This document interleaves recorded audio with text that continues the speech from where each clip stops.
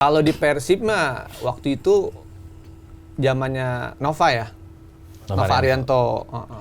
Karena selain memang lugas, komunikasinya aktif, selalu kayak negor lah.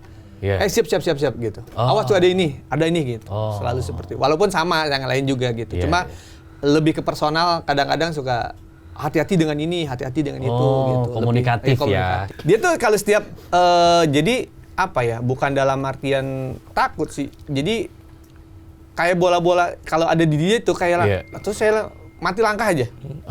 Mati langkah aja. Sampai dulu tuh ada bahasanya saya kiper tuh sampai jemur handuk gitu saya pernah gitu.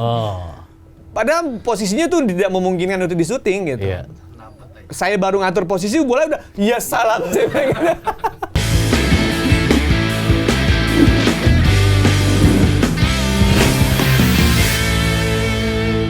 Tapi zamannya Kang Edi, siapa striker yang pada saat itu paling berbahaya kalau lagi main?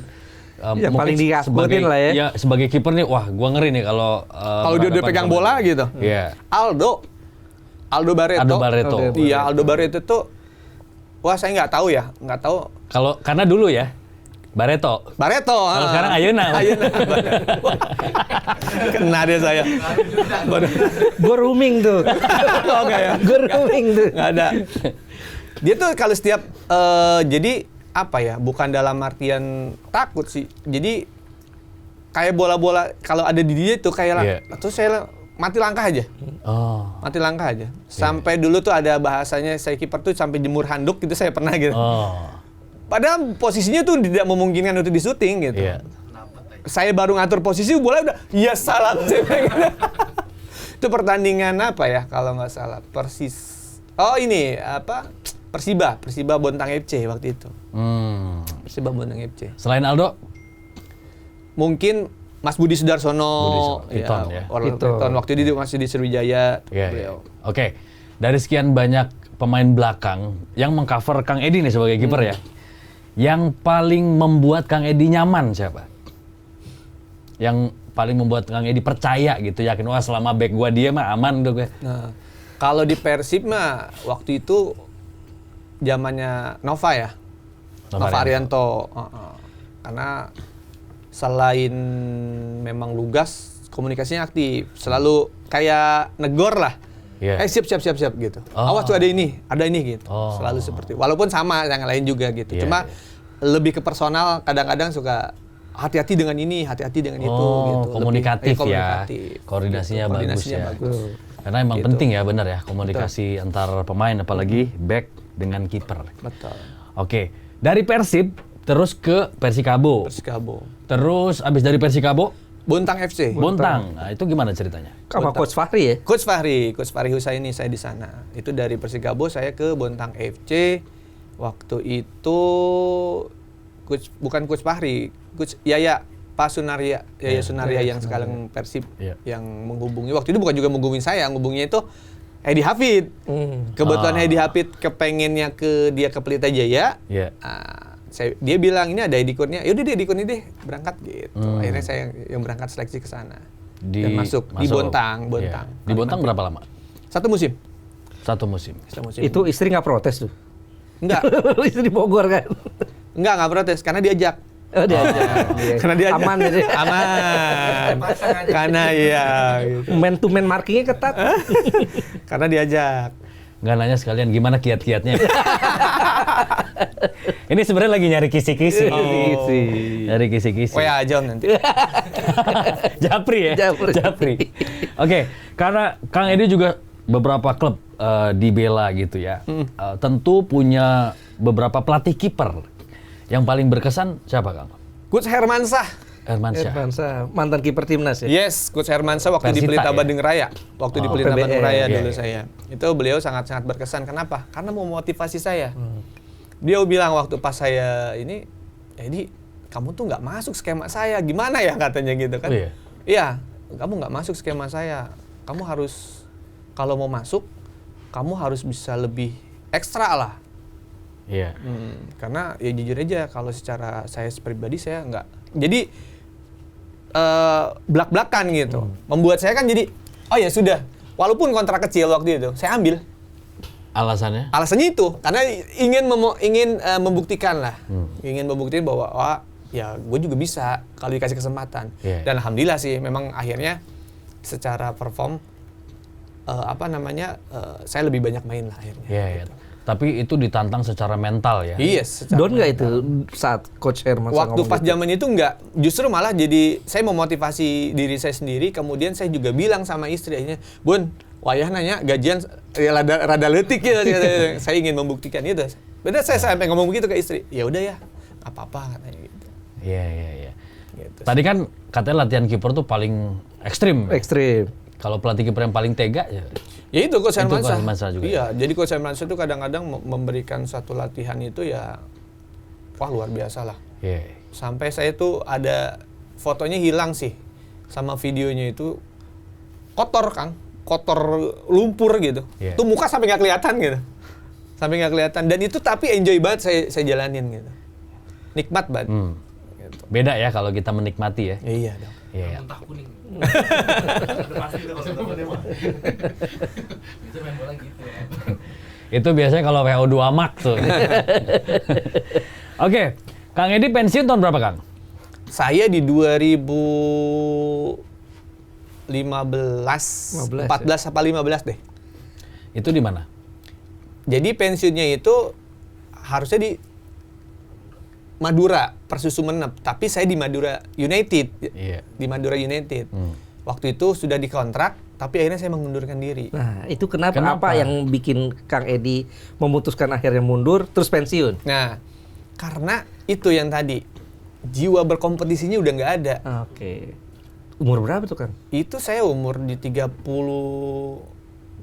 di bawah 35, 33, 30 ini. Masih muda itu? Masih muda. Tapi jiwa saya untuk berkompetisi, untuk bisa mendapatkan tempat bermain, itu nggak ada. Total sama sekali. Saya juga nggak ngerti. Oke. Jadi latihan seukur datang, ya udah latihan gitu. Formalitas. Terus, formalitas. Jadi saya merasa, aduh, nggak begini nih, nggak. Saya sendiri akhirnya, ya sudah. Dan saat itu menurut saya ya keputusan yang ya konyol juga sih sebenarnya. Kenapa? Nggak ada mau ngapain tuh nggak tahu. Mau ngapain tuh nggak tahu. Tiba-tiba saya bilang sama presiden klub, saya bilang, Bapak izin, saya ingin mengundurkan diri karena saya ingin coba suasana baru. Dan suasana baru itu nggak tahu ngapain gitu. Cuma karena memang lagi nggak tahu. Padahal serius saya sampai hilang rasa gitu. Aneh tuh waktu itu. Mungkin bosen main bola tuh. Iya, cuma waktu itu kan memang saya tuh seneng seneng jualan lah. Seneng berbisnis. Oke. Gitu. Itu aja sih mungkin arahnya. Oh, berarti dari zaman masih main udah mulai itu? Udah, waktu pas zaman Bontang FC, waktu zaman Persib juga saya udah seneng jualan lah. Itu jualan produk orang atau produk orang. Kadang-kadang ada sepatu bola gitu, yang berbau dengan inilah. Gitu. Nah, sampai akhirnya memutuskan pensiun, sulit nggak? Ada masa-masa sulit dilewati? Transisi ya? Transisi banget. Pensiun dan what next ini kan susah juga. Itulah kalau saya berharap tahun-tahun sekarang dan berikutnya kita nih sebagai insan sepak bola gitu kan, udah saatnya bisa memberikan edukasi nih. Dari SSB, akademi gitu kan, sampai di klub. Harapan saya ada metode untuk benar-benar bisa secara finance mengatur. Mempersiapkan juga mempersiapkan diri. Masa pensiun ya. Karena benar-benar saya merasakan. Sampai punten, saya sampai jualan celana dalam, saya sampai jualan sendal, sampai jualan kaki lima kayak gitu. Itu saya rasakan. Itu istri gimana tuh, kan dari kiper pemain profesional, dapat duitnya rutin, banyak, gajian rutin gitu. Banyak, tiba-tiba pensiun, nggak punya istilahnya arah tujuan. Nah, itu komentar istri gimana? Nah, itu yang saya bilang, makanya kalau tambah ya alhamdulillah saya dapat istri yang alhamdulillah benar-benar support. Dari nol dulu sebelum saya bermain bola saya sudah ada dengan ya pacaran itu sama beliau gitu. Istri saya ini memang support dari saya belum bermain sampai saya bermain, terus sampai saya stop main bola itu benar-benar support saya. Jadi nggak ada masalah gitu, nggak ada masalah selama memang ya yang kita jalanin bener gitu, nggak ada yang neko-neko gitu. Makanya balik lagi saya bilang, ketika memang ketika memang ada peluang kita untuk bisa belajar untuk secara finance nih gitu, belajar deh. Secara bisnis belajar deh. Mau apapun itu, karena kenapa? Sakit, serius. Dikejar-kejar debt collector gitu. Bener, serius nggak? Sempat ngalamin? Saya sempat ngalamin. Sempat dilaporin polisi karena gara-gara saya berbisnis nggak tahu aturannya. Kayak gitu. Itu kan hal-hal sulit itu. Iya, masa-masa sulit. Walaupun wah saya mantan pemain nih gitu. Orang nggak mau kenal itu. Kalau sekarang lu jadi pas main ya enak aja. Apapun jadi uang, apapun jadi enak gitu kan. Orang juga pada pengen kenal gitu. Ketika masih aktif ya. Nah, setelah udah nggak aktif, bismillah deh, mudah-mudahan dikasih yang terbaik. Saya merasa bersyukur, kenapa? Rumah masih ada, mobil walaupun jelek masih ada, terus kehidupan juga alhamdulillah. Banyak teman-teman kita yang punten aja sampai sekarang rumah nggak ada, apa nggak ada. Waktu itu masih ada tabungan nggak waktu memutuskan pensiun? Ada, habis ditipu orang. Saya bisnis gas habis, bisnis mobil rental ya sampai dilaporin polisi, itu saya bisnis mobil rental waktu itu. Gitu. Terus bisnis apa lagi saya Tapi waktu itu. pernah masuk? Enggak, alhamdulillah enggak gitu. Enggak kan? Jangan dong. Nanya. Iya. Nih masuknya masuk apa nih? Enggak, karena kan dilaporin. Kan biar tahu kelanjutannya gimana. Alhamdulillah aman ya? Enggak ada. Ya udah deh, udah. Enggak. Ini tadi nyari kisi-kisi lagi. Oh iya. Mas Ais mau resign. Kontrakan ke 30. Kontrakan Aman dong kalau belum 30 kontrakan. Terus gimana akhirnya bangkit setelah melewati masa sulit sampai akhirnya sekarang akhirnya bisnis ya? Bisnis. Itu gimana kan?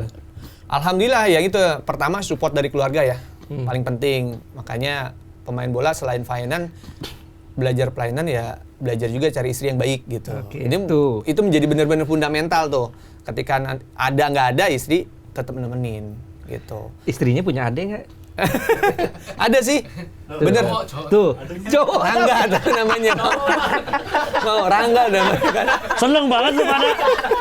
Rangga bener. Tuh, cowok tapi. S1 loh. Atur nuhun. Temenan aja. Temenan aja dulu ya. Jangan lah, kan sekarang lagi banyak penggerebekan. Bahaya. Iya. Itu sampai akhirnya memulai bisnis. Itu apakah bisnis aparel yang sekarang ditekuni itu, Kang? Enggak, itu bagian dari proses. Waktu itu saya bisnisnya tetap secara garis besarnya di marketing lah. Waktu itu saya agak sedikit hobi dengan berjualan gitu. Apapun kita jual lah. Istilahnya yang penting halal, baik gitu kan. Nah itu kita jalanin. Kalau bisnis yang sekarang itu ya memang ya nasib kali ya, nasib lagi gitu. Alhamdulillah ada orang baik yang percaya dengan saya. Nah modalnya dari mana waktu bisnis yang sekarang ini? Kan butuh modal gede tuh Kang. Itu yang saya bilang. Bermodalkan hubungan baik, ya networking ya, networking juga alhamdulillah terjaga dengan baik gitu kan, akhirnya dipercaya gitu. Ada nih mau ngurusin nggak? Namanya apa, ininya apa? Ya udah sok, inilah terjadi Extend Indonesia. Extend.